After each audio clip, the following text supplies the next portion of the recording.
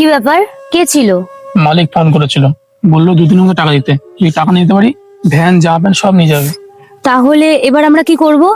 আমি তোমাকে আগেই বলেছিলাম একটা জিনিস মতো বিক্রি বাট্টা হয়নি, আর তুমি দান করে বেড়াচ্ছ।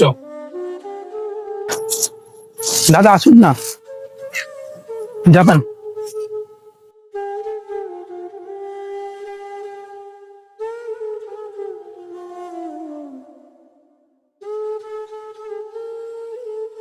দিদি, এই জামা কাপড়গুলোর দাম কত? দিদি, এর মধ্যে কোন জামাটা বলুন?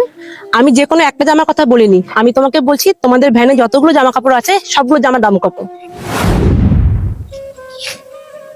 সবগুলো? হ্যাঁ দিদি, আমি তো সেই কথাই বলছি, তোমার ভ্যানে যতগুলো জামা কাপড় আছে সবগুলোর দাম কত? দিদি, এখানে যা জামা কাপড় আছে সব মিলিয়ে মোট 8-10 হাজার টাকা তো মাল আছেই। 8-10 হাজার টাকা? আচ্ছা, একটা কাজ করো দিদি,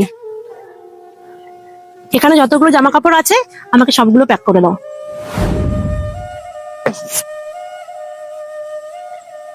কিন্তু দিদি, তুমি এতগুলো জামা কাপড় নিয়ে কি করবে? আমি সকালবেলা দেখেছিলাম তোমরা একটা ছোট বাচ্চাকে সাহায্য করেছিলে। বাচ্চাটা অনেকের কাছে সাহায্য চেয়েছিল, কিন্তু বাচ্চাটাকে কেউ সাহায্য করেনি, একমাত্র তোমরা ওকে সাহায্য করেছিলে। তখন আমি একটু তাড়ায় ছিলাম, তাই বাচ্চাটাকে সাহায্য করতে পারিনি। যাওয়ার সময় এটাও শুনলাম তোমরা কথোপকথন করছিলে যে সকাল থেকে তোমাদের বেচা কেনা হয়নি, তারপরেও তোমরা বাচ্চাটাকে সাহায্য করেছিলে। এটা দেখে আমার খুব ভালো লেগেছিল। এছাড়া আমার যখনই সামর্থ্য হয় আমি বাচ্চাদেরকে জামা কাপড় কিনে সাহায্য করে থাকি, তাই ভাবলাম এবার অন্য কোনো দোকান থেকে না কিনে জামা কাপড়গুলো তোমাদের থেকে কেনা যাক।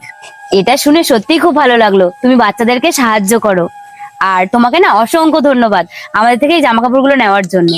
ঠিক আছে, তাহলে একটা কাজ করো, তোমরা সমস্ত জামা কাপড়গুলো প্যাকিং করে সামনে আমার অফিস আছে, একটু অফিসে পৌঁছে দিও, ঠিক আছে? ঠিক আছে দিদি, আমি এক্ষুনি পৌঁছে দিচ্ছি। আচ্ছা ঠিক আছে, আসছো? হ্যাঁ, টাকাটা ধরো। দেখলে তো সুমিত, তখন তোমাকে আমি বলেছিলাম না, আমরা যদি কাউকে ভালো করি ভগবান আমাদের সাথে ঠিক ভালোই করবে। হ্যাঁ, তুমি একদম ঠিক কথাই বলেছো। দাঁড়াও, আমি আমার মালিককে ফোন করি, বলি যে টাকা জোগাড় হয়ে গেছে।